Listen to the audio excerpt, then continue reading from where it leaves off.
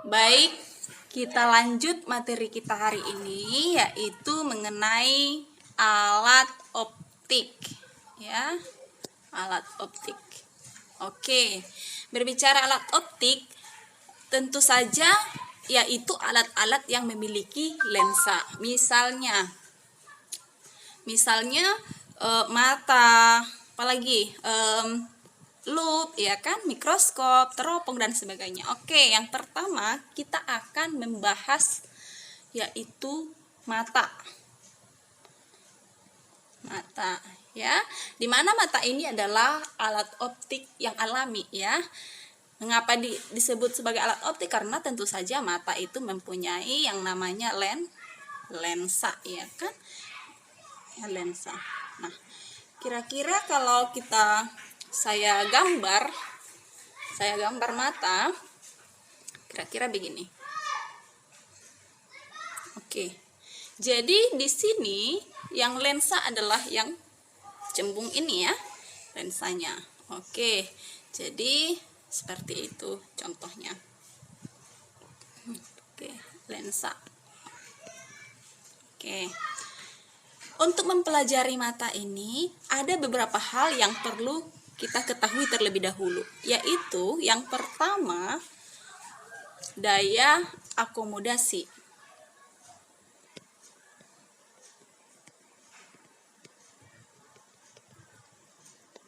Daya akomodasi. Jangan kamu kira daya akomodasi di sini adalah bahan-bahan yang kamu perlukan, bukan. Jadi di sini daya akomodasi berarti kemampuan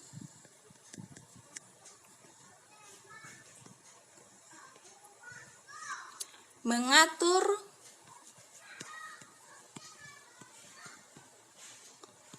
lensa mata. Kemampuan mengatur lensa mata. Oke, kita lanjut. Ada mata dikatakan tidak berakomodasi. Tidak berakomodasi, ya.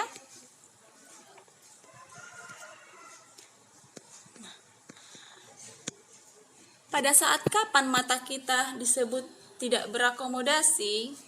Jadi, mata kita tidak berakomodasi pada saat rileks, ya, pada saat rileks, yaitu pada saat melihat benda-benda yang jaraknya jauh, ya, pada saat kita melihat benda yang jaraknya jauh.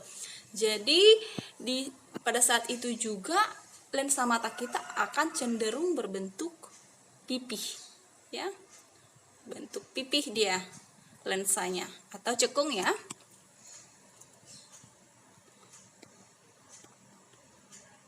Oke, kita lanjut.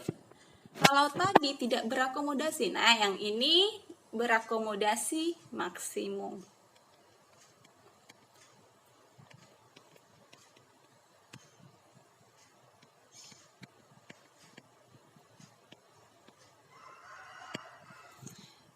Berakomodasi maksimum tentu saja pada saat mata kita melihat benda-benda yang dekat, ya kan? Tadi tidak berakomodasi, dia melihat benda yang jauh.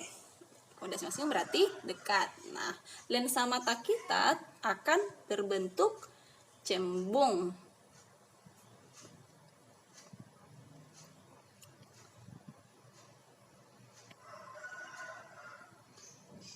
Oke.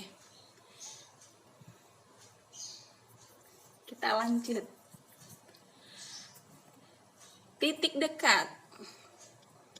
Ini juga perlu ini kita ketahui, ya. Titik dekat disebut juga puntung proksimum.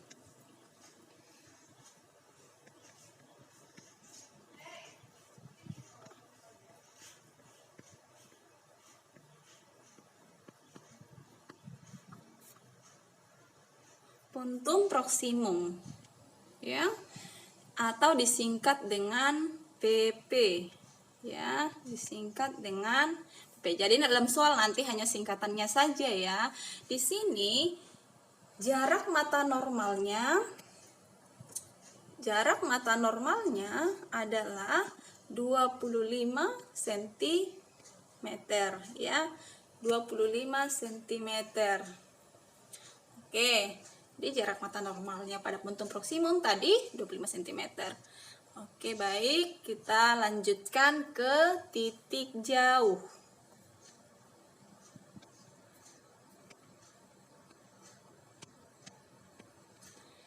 Titik jauh disebut juga dengan puntum remotum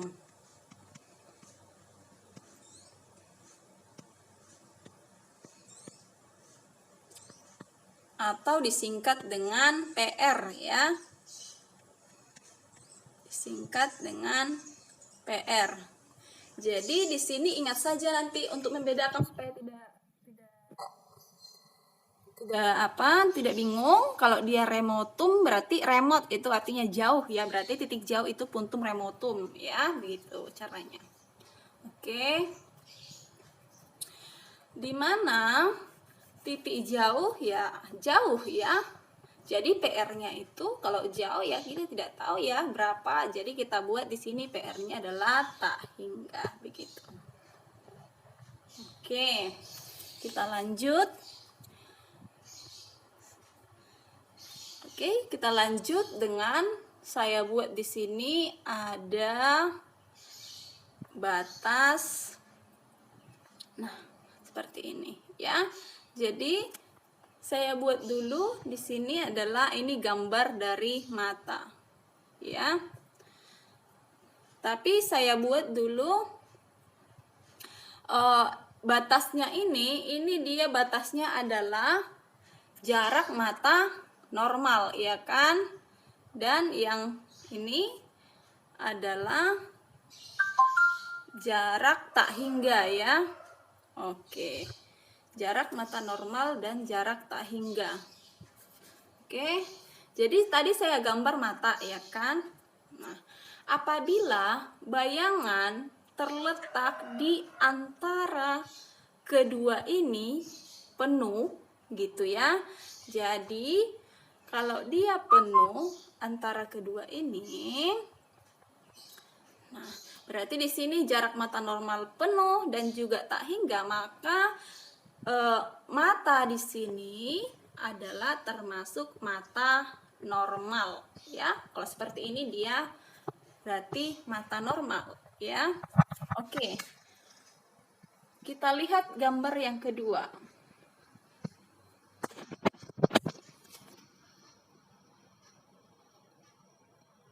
Ini saya buat lagi batasnya ya, saya gambar lagi ada sebuah mata, jaraknya adalah jarak mata normal, tetap saya buat mata normal dan tak hingga ya kan. Nah, di sini bayangan yang terbentuk seperti ini. Ya, jadi dia lewat ya, bergeser mendekati mata, ya kan? Dia bergeser mendekati mata, otomatis kalau udah titik dekatnya sudah lebih dekat ke mata, maka titik jauhnya pasti akan bergeser juga, ya kan? Bergeser juga dia. Jadi kalau seperti ini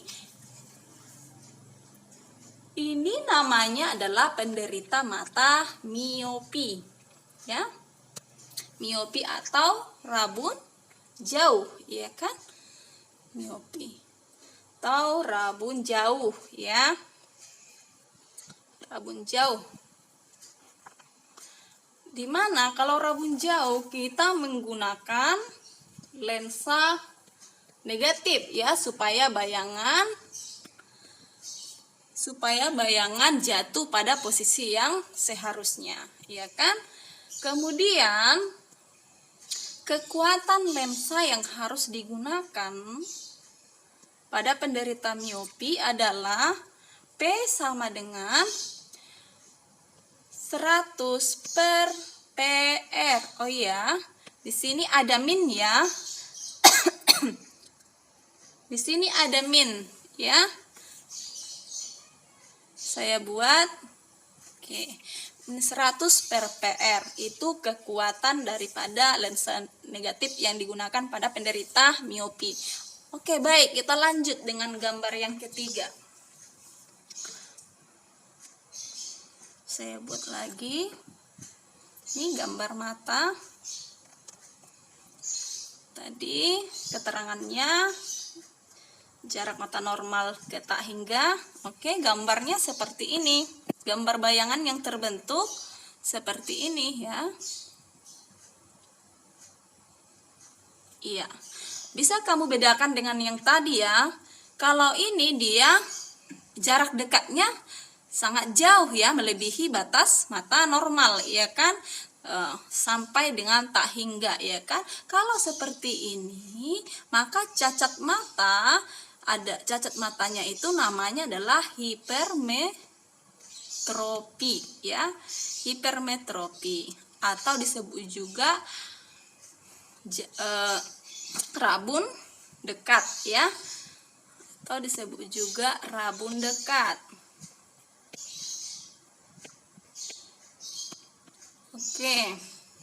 Nah, lensa apa yang kita gunakan untuk mengembalikan bayangan tepat berada pada posisi normal? Lensa yang kita gunakan yaitu lensa positif ya. Untuk penderita hipermetropi kita membutuhkan lensa positif ya. Oke.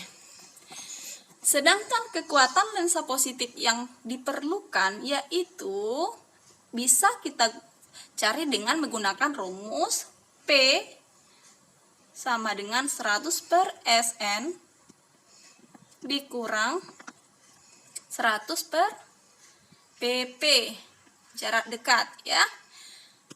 Oke.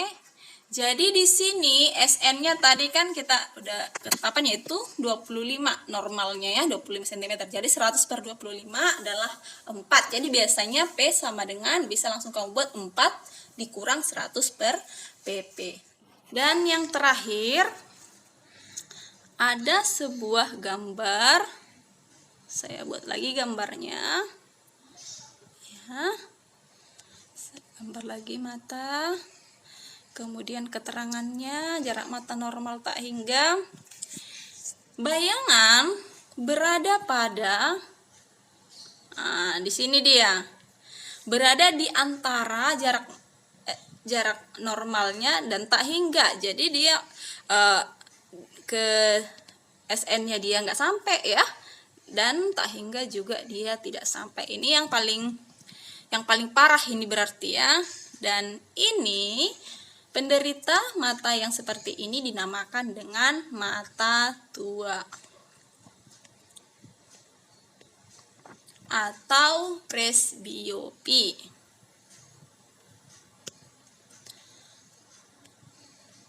Presbiopi. Oke, baik, sampai di sini dulu. Terima kasih.